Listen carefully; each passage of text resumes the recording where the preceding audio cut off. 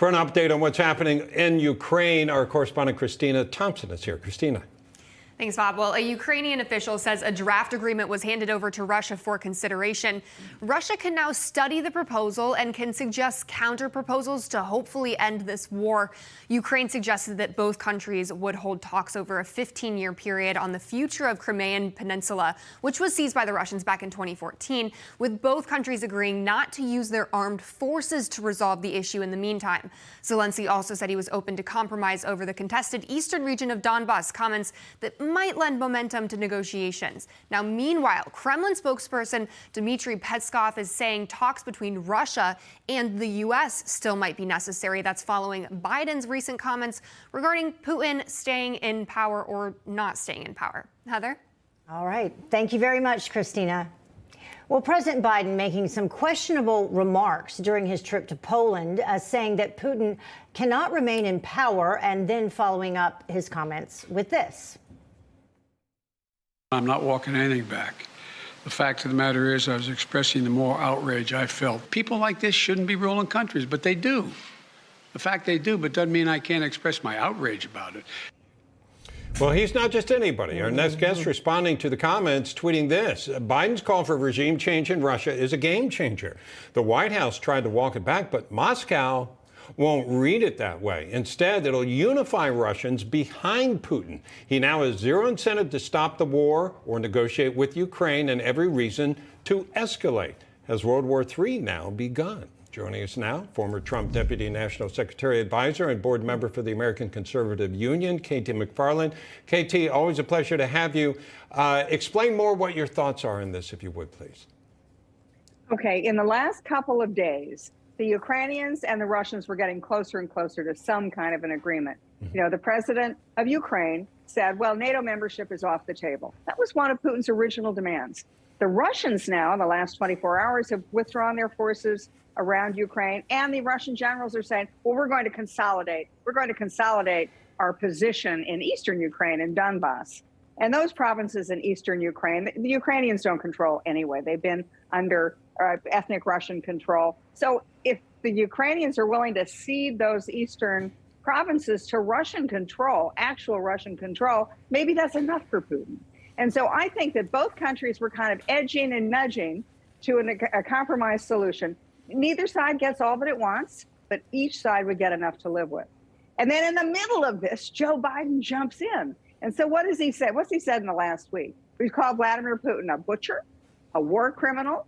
He said to the 82nd Airborne Division in Poland, when you get to Ukraine, and then in front of the world, he said that Vladimir Putin shouldn't be allowed to be president of this country, that Vladimir Putin should be hinting of regime change. Now, if you're Putin and you're already paranoid, how are you reading all that? You're reading that to say, well, I guess the Americans, it's true. My paranoid delusions for all these years turn out to be not delusions, but fact. The Americans are coming to get me. NATO is coming to get me. So if you're Putin, what do you want to do? Do you really want to negotiate a solution? Or do you think, look, all bets are off. They're going to try me for a war criminal. They're going to try to assassinate me. They're going to try to have anti-Putin uprisings supported by the Americans. I just am going to go for broke because maybe what he wants to do is signal to the rest of the world, including the countries on his periphery, this is what happens when you cross Vladimir Putin. And then he shells everybody and bombs them to smithereens. I hope that doesn't happen, but I think President Biden has just made things a lot more difficult for the Ukrainians. Yeah, and he can use it as propaganda to rally all of the people in Russia behind him. And I have to ask you about this, because at the same time, and everyone can read it there on the screen right now, we have U.S. officials saying that Russia is not withdrawing their forces from Kyiv and around Kyiv in Ukraine. We had you just talking about it, saying that they are. And then we have people from Ukraine actually saying that Russian troops are withdrawing. So this is another instance where you have U.S. officials saying something counter to what's going on when it comes to the actual negotiations of some sort of, peace agreement. Mm-hmm. You mentioned a really good point, Heather. What Putin has now been delivered is a major public relations victory for him within Russia. He can now go to the Russian people and say, see those Americans, they're out to destroy the Russian people, not just me, Putin, but all the Russian people. And so therefore, people will rally around the flag. I mean, what would we do if the Russian leader said, I'm going to get rid of Joe Biden? Well, I don't like Joe Biden. I didn't vote for him. I think he's not a very good president. But I sure would rally around and support my president if I thought some foreign leader were talking about taking him out. Wanted to talk about some breaking news right now that's coming from the Twitter feed of the Ukraine Defense Forces. That's the source here. Is Roman Hrybov. That's a Ukrainian soldier that we know the story about, the soldier who cursed out a Russian warship. It's become kind of famous around the world, what they said to these Russians. Apparently, he's been returned from Russian captivity. This news coming from the Ukraine Defense Force, which added in a tweet, "Glory to the hero, glory to Ukraine." Just your thoughts generally about that, KT. Well, look, there's a lot of fog of war right now, and everybody's got a vested interest in spinning things their way. The Ukrainians want to say, well, the Russians are losing. The Americans want to say the Russians are losing. The Russians want to say that Ukraine is losing. So where all this ends up, we'll see in the next 48 hours. Are the Russians really withdrawing from Kyiv? Are they going to continue to bomb Kyiv?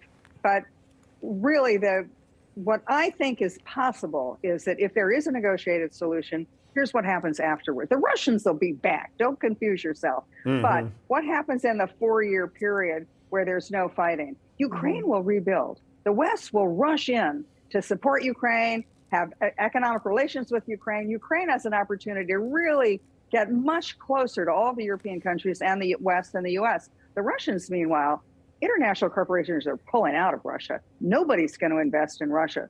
So if in the next 4 or 5 years after a ceasefire, the Russians think they're going to rebuild their forces and go back for another bite of Ukraine or some other neighbor, they're going to be hard-pressed to do it.